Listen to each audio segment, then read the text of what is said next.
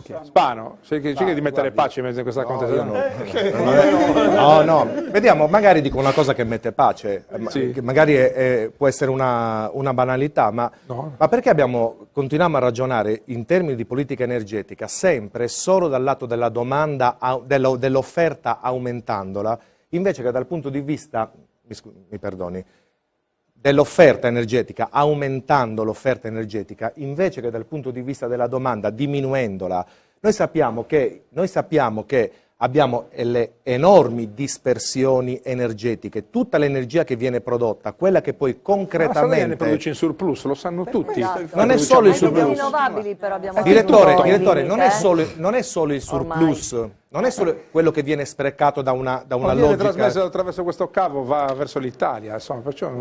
Non è solo produrre energia, il problema è che ne produciamo forse troppa rispetto a quella che ci serve. Certo. Non solo ne produciamo troppa e soprattutto se ne produciamo l'80% dell'energia elettrica che utilizziamo nasce da fonti fossili. Anche questa cosa qui, che a volte sento dire, anche in ambiente indipendentista capita di sentir dire, siamo indipendenti energeticamente, ma quando mai? Ma se la produciamo l'80% da fonti fossili che importiamo, siamo dipendenti assolutamente. Se noi non tocchiamo quell'80% non stiamo muovendoci da nessuna parte, ma prima di toccare l'80% di fonti fossili dobbiamo andare a vedere qual è l'utilizzo di questa energia. Noi viviamo in case che sono colabrodo, disperdiamo oltre tra il 50% e i 2/3 dell'energia che noi utilizziamo, che mettiamo dentro le nostre case, vanno fuori, riscaldano l'aria e producono CO2. L'abbiamo pagata, non producono un benefit per le persone, anzi producono un malefit perché continuiamo ad aumentare l'effetto serra. Se noi investiamo, dico solo questo, abbiamo visto i dati sul costo del posto di lavoro industriale, che è il grande ricatto che viene utilizzato sulle popolazioni, il posto di lavoro.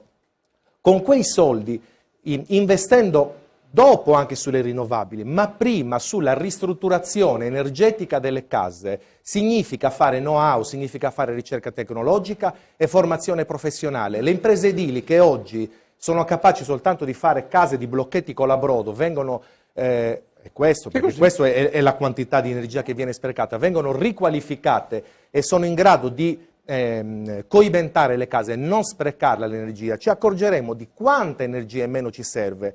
Quel tanto di energia che ci servirà.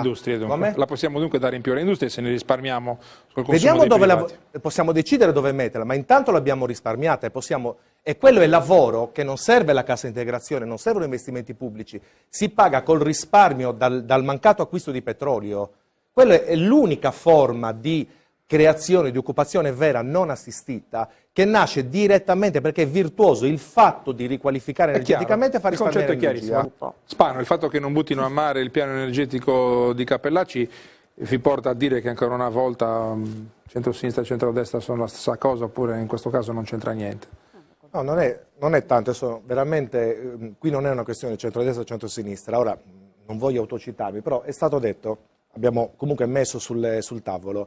Continuiamo a ragionare in tema di aumentare l'offerta energetica mettendo al centro il ricatto occupazionale di qualche centinaio di operai che abbiamo visto qual è il costo industriale e continuiamo a non tener conto di quanto si potrebbe invece creare occupazione vera che si autopaga col suo lavoro e con i risparmi energetici in termini di migliaia e migliaia di persone, perché abbiamo un parco, una cubatura abitativa in Sardegna e in Italia, parliamo della Sardegna, una cubatura abitativa che è un colabrodo, per poter, la differenza poi lì è che sono imprese artigiane, capillari, locali, quindi stiamo ridando ossigeno vero, lavoro e occupazione che crea valore alle migliaia di imprese edili e di tutto quanto il settore dell'indotto dell'edilizia che sono sui territori. Il concetto è chiaro, si fermi una...